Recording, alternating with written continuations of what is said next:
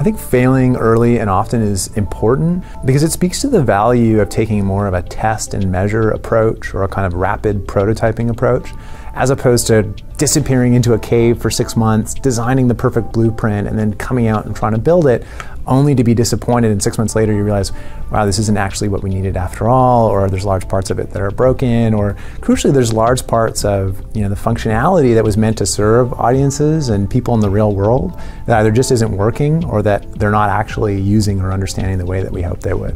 So failing early and open is about pushing yourself to think like, what's the minimum viable product or the least amount of work I can do on the first pass? Let that out into the universe, test it. If it fails or breaks, then rebuild it again stronger at the parts that were broken. Going deep with your web and social media strategy instead of going wide is really about trying to engage meaningful participation from small numbers of people or from communities of peers, as opposed to kind of an older broadcast media mindset, which is about how many 100,000 people can we get this message in front of. And I think, particularly for organizations that are interested in innovation, whether it's social innovation or social change, really what we're after is not the kind of advertiser's mindset, which is, how many eyeballs can we shove this message into? The real opportunity and challenge is how do we engage meaningful collaboration from real people? How do we make something happen offline in the real world? What's the next rung in the ladder of engagement that we want those people to climb up onto? Or what specific form of action do we want them to take? And really focus there. So the value of going deep is producing that kind of real world change that we're looking for, instead of just bombarding people with what is ultimately a kind of a superficial message. Working in the open is ultimately about making it easier for smart, passionate people who want to help you in your mission, making it easier for them to actually participate and collaborate and help.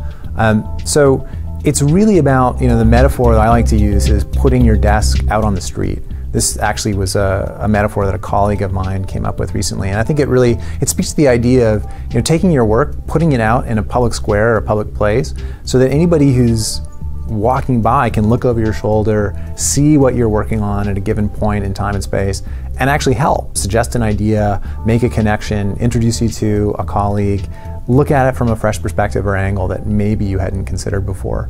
And the real value of working in the open is that it allows us to realize the potential of the web and social media, which is not simply about broadcasting messages at people, but enabling meaningful participation. Being agile or embracing the idea of agility, I think, is crucial. I think in some ways we're entering the age of agility. The traditional approach is what's called the waterfall method.